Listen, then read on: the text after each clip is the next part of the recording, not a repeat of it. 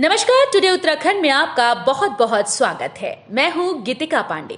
हमारे प्यारे राज्य उत्तराखंड से जुड़ी हुई खबरों को जानने के लिए टुडे उत्तराखंड को सब्सक्राइब करें और उत्तराखंड के किस जिले से ये वीडियो देख रहे हैं कमेंट बॉक्स में हमें जरूर बताएं।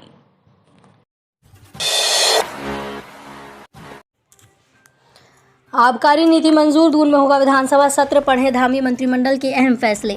राज्य मंत्रिमंडल की बैठक बुधवार को विधानसभा में मुख्यमंत्री पुष्कर सिंह धामी की अध्यक्षता में हुई। बैठक में प्राइवेट सुरक्षा अभिकरण नियमावली पर मुहर लगाई गई। इसके अलावा सिक्योरिटी एजेंसी की ड्रेस पुलिस आर्मी से अलग होने को लेकर भी फैसला लिया गया। बैठक में फैसला लिया गया कि विधानसभा का सत्र देहरादून में ही होगा। तिथियों पर निर्णय लेने का अधिकार सीएम को दिया गया। वहीं आबकारी नीति को मंजूरी मिल गई है। 4000 करोड़ के लक्ष्य को 4400 करोड़ किया गया। इन दो रूटों पर हेलीकॉप्टर सेवा की तैयारी तेज, सरकार की शर्तों पर होगा संचालन। उत्तराखंड नागरिक उड्डयन विकास प्राधिकरण यानी कि यूकाडा आगामी 4 धाम यात्रा के मद्देनजर जहां केदारनाथ के लिए हेली सर्विस की तैयारी में जुट गया है, तो वहीं हेमकुंड साहिब यात्रा के लिए गोविंद घाट से घांगरिया रूट पर भी हेली सेवा की तैयारी में जुट गया है। यूकाडा के अधिकारियों के मुताबिक हर साल की तरह इस साल भी 4 धाम और हेमकुंड साहिब के लिए हेली सेवा चलाई जाएगी। लिहाजा हेली कंपनियों से निविदा मांगी गई है। इसमें एक रूट तो फाटा से केदारनाथ का है और दूसरा हेमकुंड साहिब यात्रा के लिए गोविंद घाट से घांगरिया का होगा। 18 मई को खुलेंगे चतुर्थ केदार रुद्रनाथ मंदिर के कपाट, पंचांग गणना के आधार पर तय हुई तिथि।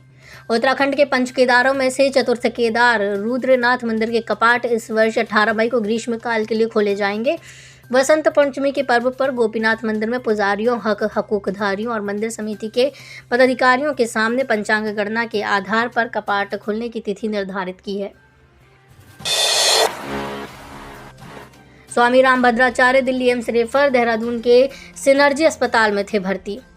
जगत गुरु स्वामी रामभद्राचार्य को देहरादून से एम्स दिल्ली ले जाया गया। सिनर्जी के एमडी कमल गर्ग ने बताया कि स्वामी रामभद्राचार्य बाईपास सर्जरी दिल्ली एम्स में हुई थी। अब उनके हार्ट की वॉल्व चेंज की जाएगी, जिसके लिए उन्हें मंगलवार देर शाम को दिल्ली एम्स ले जाया गया। उन्हें 17-18 फरवरी को वापस सिनर्जी अस्पताल लाया जाएगा। बता दें, तुलसी पीठाधीश्वर जगत गुरु रामभद्राचार्य महाराज की यूपी के हाथरस में कथा सुनाते समय सांस लेने की परेशानी के चलते अचानक तबीयत बिगड़ गई थी, जिसके बाद उन्हें आगरा के एक अस्पताल में भर्ती करवाया गया। 2 फरवरी की देर रात आगरा से उनको एयरलिफ्ट कर देहरादून लाया गया। यहां बल्लूपुर स्थित सिनर्जी अस्पताल में उन्हें भर्ती किया गया।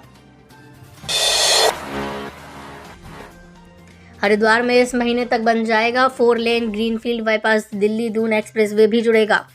केंद्रीय सड़क एवं राष्ट्रीय राजमार्ग मंत्री नितिन गडकरी ने ऐलान किया है कि अक्टूबर में 1603 करोड़ की लागत से 15 किलोमीटर 4 लेन ग्रीनफील्ड बाईपास बनकर तैयार हो जाएगा। उन्होंने दिल्ली दून एक्सप्रेसवे को हरिद्वार से जोड़ने की बात कही। उन्होंने कहा कि 6 लेन की दिल्ली और दून एक्सप्रेसवे बनने से समय और दूरी दोनों ही कम होंगे। दिसंबर आखिर तक 6 लेन के इस कॉरिडोर के बनने से दिल्ली देहरादून की दूरी 39 किलोमीटर दूरी कम हो जाएगी। वर्तमान में ये दूरी 249 किलोमीटर है, जिसके बाद ये दूरी घटकर 210 किलोमीटर हो जाएगी। साथ ही दूरी भी 6 घंटे से घटकर 2.5 घंटे हो जाएगी। बर्फ के आगोश में उत्तराखंड की मुनस्यारी घाटी, बढ़ गई पर्यटकों की संख्या, खलिया टाप पहली पसंद। कुछ दिनों पूर्व तक मुनस्यारी के पर्यटन को लेकर लग रहे कयास अब समाप्त हो चुके हैं। बटलीधार से लेकर खलिया तक बिछी बर्फ की सफ़ेद चादर अब पर्यटकों को अपनी तरफ खींच रहा है। बर्फ देखने के लिए देश के विभिन्न क्षेत्रों से पर्यटक पहुंचने लगे हैं। IIT रुड़की के अभियान दल ने 10,500 फीट की ऊंचाई पर खलिया टाप पहुंचा और यहां से सौंदर्य से अभियान में शामिल सदस्य अभिभूत हुए। मुनस्यारी क्षेत्र में बीते वर्ष मौसम की बेरुखी रही। इस शीतकाल में भी जनवरी माह तक मौसम मुनस्यारी के पर्यटन से जुड़े लोगों की धड़कनें बढ़ाता रहा। भाजपा की दिल्ली में 17 और 18 फरवरी को राष्ट्रीय परिषद की बैठक, सीएम सहित 250 प्रतिनिधि होंगे शामिल। यमुना कॉलोनी स्थित आवास में मीडिया से बातचीत में प्रदेश अध्यक्ष भट्ट ने कहा, राष्ट्रीय परिषद की बैठक में पीएम नरेंद्र मोदी, राष्ट्रीय अध्यक्ष JP नड्डा, केंद्रीय गृह मंत्री अमित शाह समेत वरिष्ठ पार्टी नेताओं का मार्गदर्शन प्राप्त होगा। परिषद में तय रणनीति को सभी प्रदेश बूथ लेवल तक अमली जामा पहनाने का काम होगा। बनभूलपुरा मलिक के बगीचे में अतिक्रमण मामले में हाईकोर्ट से नहीं मिली राहत, उत्तराखंड सरकार से 6 सप्ताह में जवाब तलब।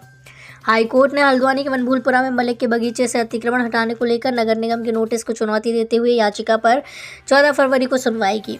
याचिकाकर्ता को किसी तरह की राहत नहीं दी और राज्य सरकार के मामले में 6 सप्ताह तक भीतर जवाब दाखिल करने के निर्देश दिए हैं।